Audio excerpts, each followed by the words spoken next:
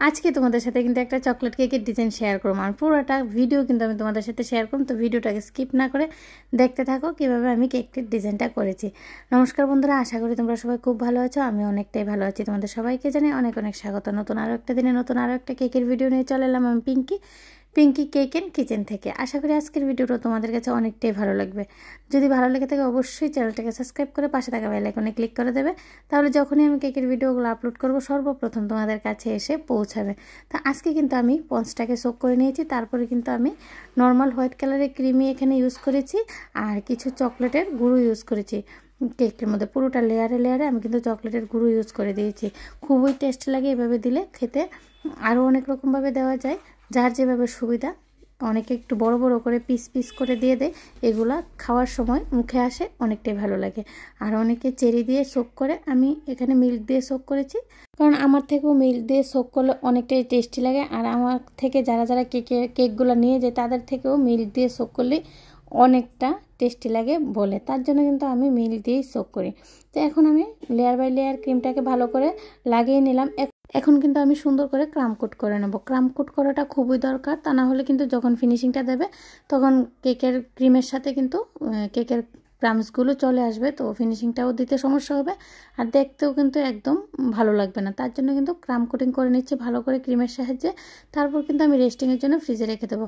কিছুক্ষণের জন্য ফ্রিজে রেখে দেওয়াটাও কিন্তু খুব দরকার, তা না হলে কিন্তু কেকটা অনেকটা নরম থাকে, সাথে সাথে যখন ফিনিশিং দেওয়া হয় ফিনিশিংটা কিন্তু একদম ভালো আসে না। টেস্টিংয়ের জন্য ফ্রিজে রেখে দিলে কেকটা সেট হয়ে যায় ভালো করে, তারপর যদি ফিনিশিংটা দেওয়া হয় ফিনিশিংটা কিন্তু খুব সুন্দর আসে আর অনায়াসে ফিনিশিংটা দেওয়া যায়। যারা নতুন আছে তারা কিন্তু রেস্টিংয়ের জন্য একটু ফ্রিজে রেখে দেবে, তারপরে দেখবে একটু সময় নিয়ে ফিনিশিংটা দিলেও কেকটা খারাপ হওয়ার চান্স অনেকটাই কম থাকে, কারণ ফ্রিজে অনেকক্ষণ সময় কেকটাকে রেখে দিলে কেকটা অনেকটাই সেট হয়ে যায় আর মেল্ট হতে অনেকটাই সময় লাগে। তার জন্য কিন্তু ফিনিশিং দেওয়ার আগে কিন্তু ফ্রিজে রেখে দেওয়াটা খুব দরকার। তো এখন দেখো আমি ক্রিমও লাগিয়ে নিলাম আর ভালো করে ফিনিশিং দিয়ে দিচ্ছি। আর এখানে কিন্তু আমি হোয়াইট কালার ক্রিম ইউজ করেছি, চকলেট ক্রিম ইউজ করার জন্য আমাকে বলেনি, তার জন্য কিন্তু আমি চকলেট ক্রিম ইউজও করিনি। আর যদি বলতো তাহলে কিন্তু অবশ্যই আমি চকলেট ক্রিম ইউজ করতাম। ভালো করে ফিনিশিংটা দিয়ে দেবো আর ফিনিশিংটাও খুব সুন্দর করে দেওয়া দরকার, কারণ কেকের সৌন্দর্য কিন্তু ফিনিশিংয়ের মধ্যে নির্ভরশীল। ভালো করে ফিনিশিংটা দিয়ে দিতে হবে, তাহলে দেখতে কিন্তু অনেকটাই ভালো লাগবে। তো আমি এখন সাইডে একটু ডিজাইনে দিয়ে দিচ্ছি, আর ডিজাইন দেওয়ার জন্য কিন্তু আমি কম ইউজ করেছি। তোমরা চাইলে এখানে ডিজাইনটা অন্যরকমও দিতে পারো, যার যেভাবে সুবিধা হয় বা ভালো লাগে সেই ডিজাইনটাই দিয়ে দিতে পারো। আমার থেকে এই ডিজাইনটা অনেকটাই ভালো লাগে, তার জন্য কিন্তু আমি এই ডিজাইনটাই কেকটার মধ্যে দিয়ে দিয়েছি। আর উপরে এক্সট্রা ক্রিমগুলোকে আমি ভালো করে সরিয়ে নেব আর সুন্দর করে ফিনিশিংটা দিয়ে দেবো। তো আমার ফিনিশিংটা দেওয়া কিন্তু অলমোস্ট কমপ্লিট হয়ে গেছে। আর যে জায়গাতে মনে হচ্ছে যে একটু ক্রিম লাগবে আমি লাগিয়ে দিচ্ছি, আর একটু ধৈর্য সহকারে ফিনিশিংটা দিয়ে দিতে হবে। তো আমিও ধৈর্য সহকারে একটু ফিনিশিংটা দিয়ে দিচ্ছি। তারপরে কিন্তু আমি আবারও উপরে এক্সট্রা ক্রিমগুলো ভালো করে সরিয়ে নিচ্ছি। তারপর কিন্তু আমি এখানে গানাশ ইউজ করব, আর গানাশটা যেহেতু আমি একটু ডিপিং করব তার জন্য কিন্তু এত একটা ঘন করিনি, কারণ ঘন করলে ডিপিং করতে অনেকটাই অসুবিধা হয়, তার জন্য আমি একটু পাতলা রেখেছি। আর এখন দেখো আমি গানাশটাকে উপরে ঢেলে দিচ্ছি আর বেলাট নাইফের সাহায্যে কিন্তু পুরোটা কেকের মধ্যে আমি ভালো করে লাগিয়ে দেবো। সাইড দিয়ে একটু ড্রিপিং করে দেবো। ড্রিপিং করাটা আমাদের খুবই ভালো লাগে, ড্রিপিং করতে আমার খুবই পছন্দের একটা কাজ। আমার দেখতে খুব ভালো লাগে কেকগুলো, তার জন্য কিন্তু আমি ড্রিপিং একটু করে দিলাম। এই কেকটা যেহেতু আমি বার্থডে অকেশনের জন্য বানিয়েছিলাম, ডিজাইনটা কিন্তু আমাকে দেয়নি, আমি নিজের ইচ্ছে মতোই কিন্তু ডিজাইনটা দিয়ে দিয়েছি। তো দেখো কি সুন্দর ড্রিপিংও হয়ে গেল।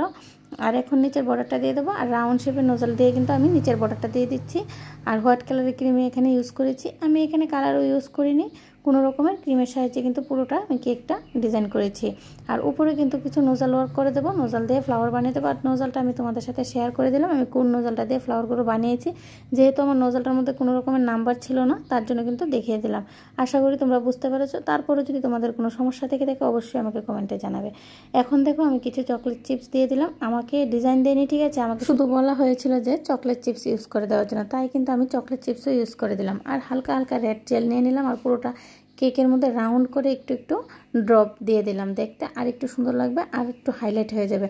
আর কেকের মধ্যে চকলেট চিপস ইউজ করার পর সুগার বল ইউজ করবো না, এটা তো হতেই পারে না। সুগার বল ইউজ করলে আমার মনে হয় যে কেকের ডিজাইনটা কমপ্লিট হয়েছে, তার জন্য কিন্তু আমি কিছু বললে ভুল হবে, অনেকগুলো আমি এখানে সুগার বল ইউজ করে দেবো। দেখো কালারফুল সুগার বলগুলো আমি ফ্লাওয়ারগুলোর উপরে দিয়ে দিয়েছি, আর এখন কিন্তু সাইডে আমি গোল্ডেন কালারের একদম স্মল সুগার বলগুলো দিয়ে দেবো, দেখতে কিন্তু অনেকটাই ভালো লাগে। আর কিছু নিচের বর্ডারটার মধ্যে আমি কিছু সুগার বল দিয়ে দেবো, দেখতে অনেকটাই ভালো লাগবে। আর আজকে কোনো রকমের বার্থডে টপার ইউজ করব না। আজকে কিন্তু আমি হাত দিয়ে বার্থডে হ্যাপি বার্থডেটা লিখে দেবো। আর কেকের মধ্যে নাম লেখার জন্য না করেছে, তার জন্য কিন্তু আমি নামটা লিখবো না। আমিও বার্থডে ওকেশন হোক বা অ্যানিভার্সারি ওকেশন হোক, আমি কিন্তু কেকের মধ্যে নাম লিখি না, শুধু টপারটা লাগিয়ে দিই, জাস্ট এতটুকুই। নাম লিখতে আমার তাই ভালো লাগে না। অনেকে এমন আছে যে কেকের মধ্যে নামটা লিখতে বারণ করে, তো আমিও লিখি না। তো আজকের মতো এই পর্যন্ত। অবশ্যই জানাবে কেকের ডিজাইনটা কেমন হয়েছে। নেক্সট টাইম নতুন আর একটা কেকের ভিডিও নিয়ে তোমাদের সবার সাথে আবার দেখা হবে। সবাই খুব ভালো থেকো, সুস্থ থেকো আর অনেক অনেক আনন্দ থেকো। আর এতক্ষণ ধৈর্য সহকারে আমাকে ভিডিওটা দেখার জন্য তোমাদের সকলকে জানাই ধন্যবাদ। রাধে রাধে ফ্রেন্ডস।